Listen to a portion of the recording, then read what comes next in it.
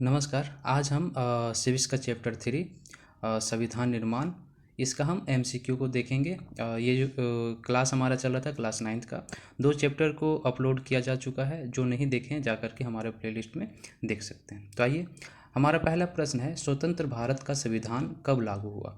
स्वतंत्र भारत का संविधान लागू हुआ था 26 जनवरी 1950। ठीक है, हमारा राइट आंसर होगा ऑप्शन 1। ठीक है, फर्स्ट आंसर मेरा राइट होगा।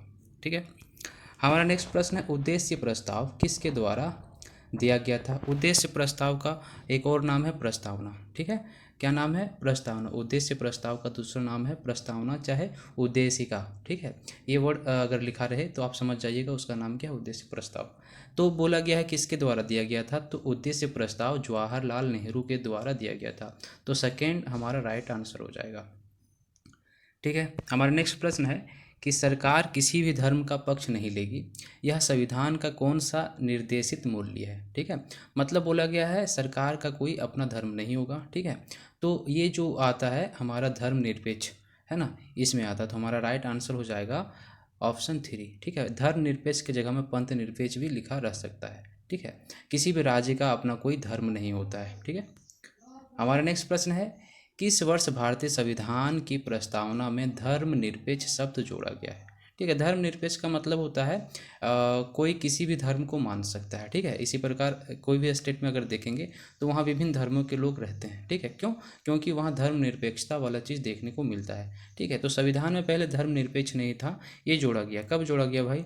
तो जोड़ा गया 1976। ठीक है, तो थर्ड हमारा राइट ऑप्शन हो जाएगा। ठीक है, हमारा नेक्स्ट प्रश्न है, दक्षिण अफ्रीका का लोकतांत्रिक संविधान बनाने में इनमें से कौन सा टकराव सबसे महत्वपूर्ण था? ठीक है, तो इसका जो राइट आंसर हमारा हो जाएगा ऑप्शन 3।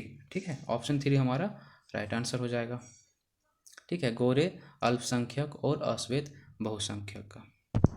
हमारा नेक्स्ट प्रश्न है, लोकतांत्रिक संविधान में इनमें से कौन सा प्रावधान नहीं होता है?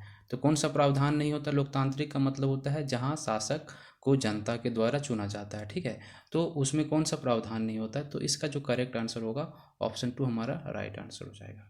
ठीक है, नेक्स्ट प्रश्न है, साउथ अफ्रीका में रंग भेद कब खत्म हुआ? ठीक है, साउथ अफ्रीका एक देश है जहाँ पे गोरा और काला को लेकर के रंग भेद होता था। ठीक है, तो ये खत्म कब हुआ था भाई? ये खत्म हुआ था हमारा 26 अप्रैल 1994। ठीक है, तो हमारा करेक्ट आंसर हो जाएगा ऑप्शन फर्स्ट। ठीक है, नेक्स्ट प्रश्न हमारा, पंथ चाहे धर्म, पंथ निरपेक्ष या धर्म निरपेक्ष का सही अर्थ इनमें से कौन सा है? ठीक है, तो इनमें से जो राइट आंसर होगा ऑप्शन फर्स्ट हमारा राइट आंसर होगा। किसी भी धर्म को अपनाने की सुविधा को ही क्या कहा जाता है? धर्म निरपेक्षता, यानी धर्म को लेकर के किसी प्रकार का पक्षपात नहीं होना। ठीक है, नेक्स्ट प्रश्न है, संविधान सभा में कुल कितने सदस्य थे? तो संविधान सभा में टोटल 299 सदस्य थे। तो हमारा करेक्ट ऑप्शन हो जाएगा ऑप्शन सेकेंड। ठीक है, नेक्स्ट प्रश्न हमारा है कि संविधान का यह कथन जिसमें कोई देश अपने संविधान के बुनियादी मूल्यों और अवधारणाओं को स्पष्ट ढंग से कहता है, क्या कहलाता है? तो क्या कहलाता है? प्रस्तावना कहलाता है। ठीक है, ऑप्शन में अगर प्रस्तावना ना दिया हुआ रहे, उद्देशिका दिया हुआ रहे, चाहे उद्देश्य प्रस्ताव दिया हुआ रहे, तो वो भी हमारा राइट आंसर होगा, क्योंकि तीनों का नाम अलग अलग है। ठीक है, तीनों एक ही चीज़ है। ठीक है, विश्व का सबसे बड़ा और लिखित संविधान किस देश का है? तो विश्व का सबसे बड़ा और लिखित संविधान जो है वो भारत का है। ठीक है, तो ऑप्शन थर्ड हमारा राइट आंसर होगा। विश्व का सबसे बड़ा और लिखित संविधान किसका है? भारत का है। नेक्स्ट प्रश्न हमारा है, भारत के संविधान की व्याख्या का अधिकार है।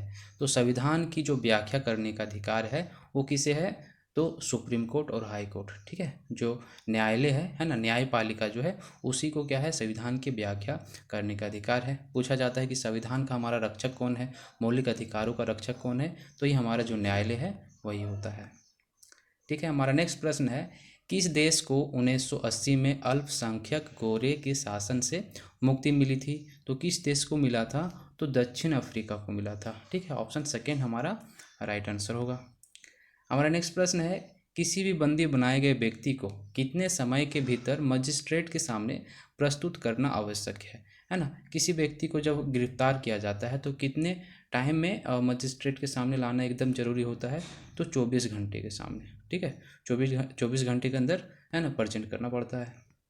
हमारा नेक्स्ट प्रश्न है, संविधान सभा में कुल कितने सदस्य थे? तो संविधान सभा में टोटल 299 है ना, शायद ये प्रश्न रिपीट है। नेक्स्ट प्रश्न, संविधान सभा के अध्यक्ष कौन थे?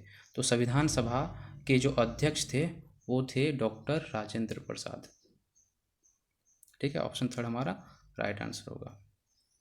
नेक्स्ट प्रश्न हमारा है, प्रारूप कमेटी के अध्यक्ष कौन थे? तो प्रारूप कमेटी के अध्यक्ष थे डॉक्टर भीमराव अंबेडकर, यानी BR अम्बेडकर। ऑप्शन फर्स्ट हमारा राइट आंसर होगा। प्रारूप कमेटी के अध्यक्ष डॉक्टर BR अम्बेडकर है ना। संविधान सभा के अध्यक्ष डॉक्टर राजेंद्र प्रसाद थे। ठीक है। नेल्सन मंडेला को कब जेल से छोड़ा गया था? तो नेल्सन मंडेला दक्षिण अफ्रीका के एक महान नेता थे, तो इसे छोड़ा गया था 1994 को छोड़ा गया था। ऑप्शन फर्स्ट हमारा राइट आंसर होगा।